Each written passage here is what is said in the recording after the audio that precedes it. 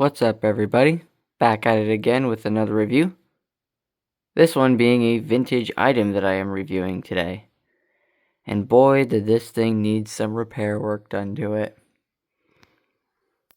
So, before I get into the explanation of how I got this and the repairs it needed, I'm going to tell you guys what this is first, so that way you actually know what you're watching the video of. So this is a knockoff of the GEMMY Shaking Reapers from 1993. I'm not even going to tell you what audio it has or anything until, well, when I show you what it does, you'll know. So just keep that a surprise till when I demo that. As for how I got this, now I'm at my grandparents' house now. So for those of you that don't know, I visit my grandparents every other weekend. So yeah. And the story on how I got this is one of their Halloween items, along with this.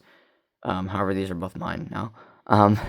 So this guy, they were cleaning out their attic like 4 years ago, and they found a bunch of Halloween stuff from the 90s.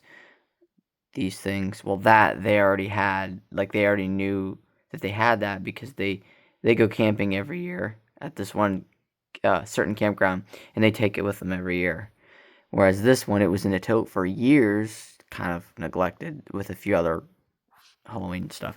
And so anyway, there's this guy. There was a skeleton which was made by Spearhead, which basically it shakes and it has a generic laughing sound. It was fried. The board was fried. It was also burnt, badly corroded, and it had mold and stuff in it. And it was just the plastic was breaking, so I threw it away. Could not fix it. This one, on the other hand, had very nasty corroded batteries in it. And 4 years ago when I first got this, all I did was put batteries in it, and it actually worked. However, it actually, what was different about it was the fact that, one, his mouth was not colored like that. For some dumb reason, 4 years ago, I decided to use a Sharpie on his teeth. I don't know why, but it looks stupid. And also I gave him LEDs. Now, he had lights. However, they were incandescent bulbs, and they were glued on the inside of this and right around his eyes. However, since this thing is so old, the hot glue had just melted, and the lights were just loose in there. So when the counterweight on the motor would spin, it would hit the lights. So the lights would be moving around in there while this thing the activation's going. So I cut the LEDs, or the wires to the incandescent bulbs, and I actually kept them.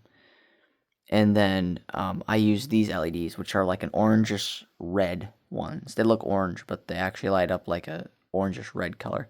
I got these out of a childhood toy I had. It was a VTech, like a laptop. However, that thing, I actually destroyed. It's like 2018 probably. So I got the LEDs from that.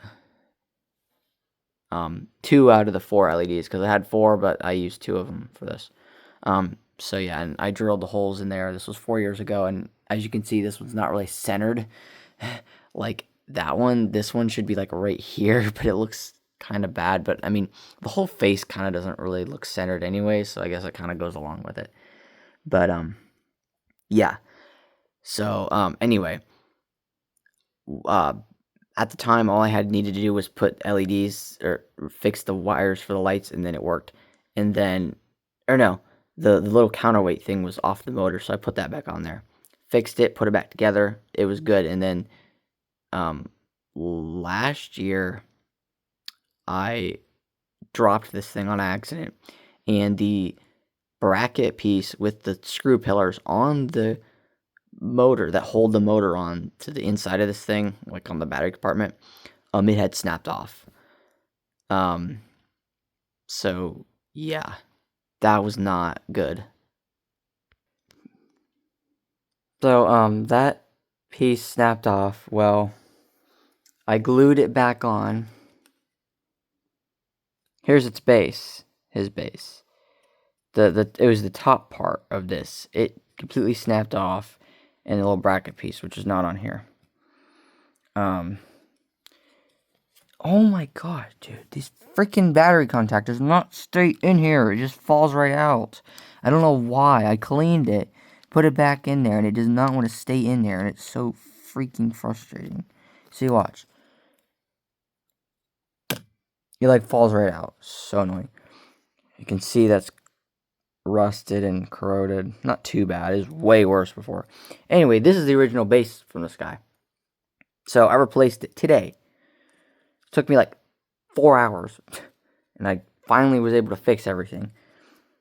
This is where his arms were, because they were like with screws. They were like held in here, but they broke off. So I made a new base for him out of a coffee container lid. Like a good quality lid, not like the crappy Folgers lids, because those are real flimsy. I actually used a good lid for it.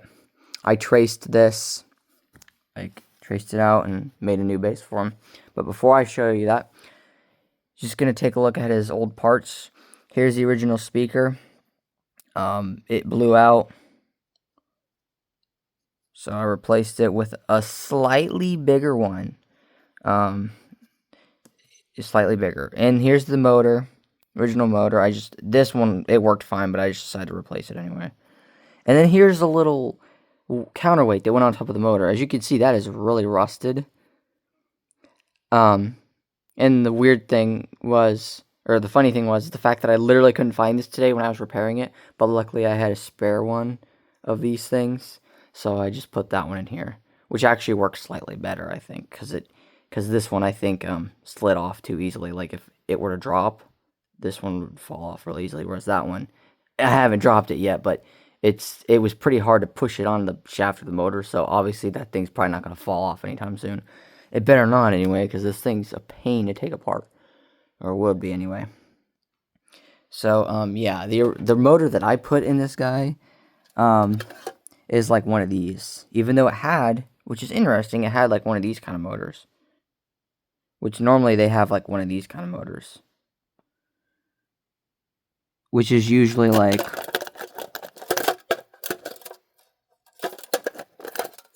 the size of this.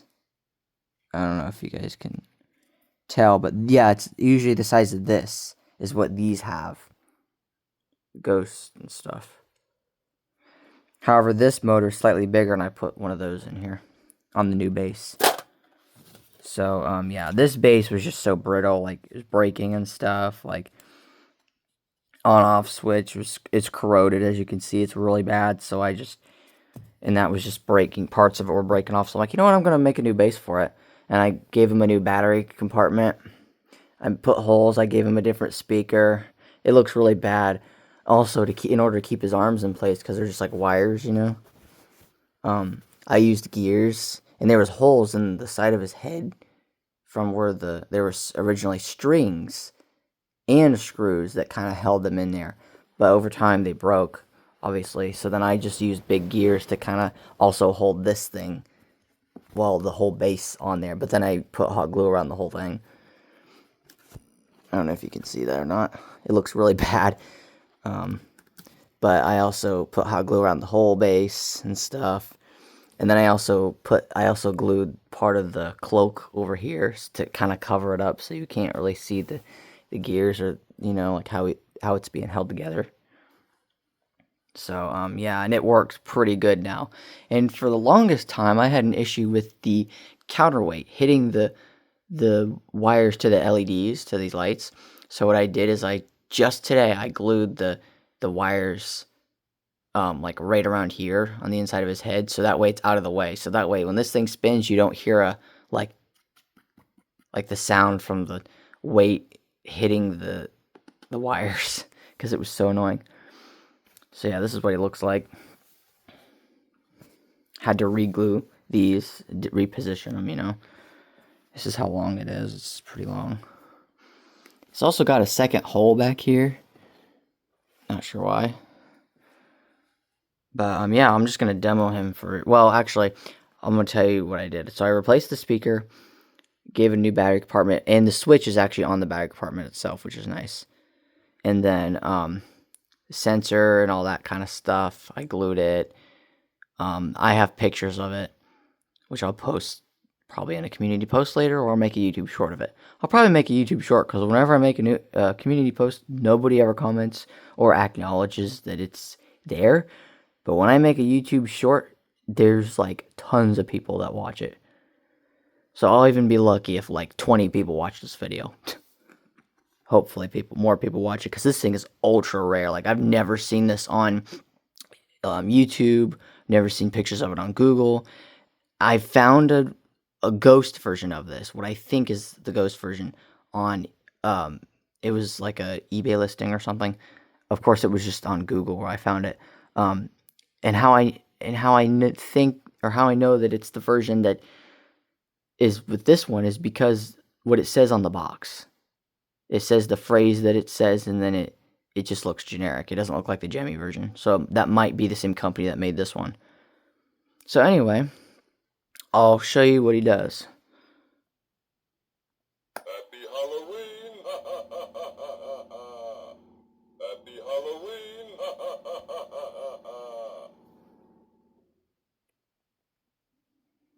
Happy Halloween! Happy Halloween!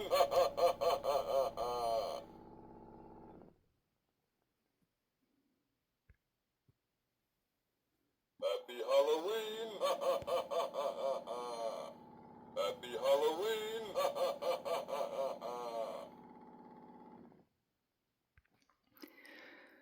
So yeah, this dude is pretty cool, and this is the first footage of this guy ever.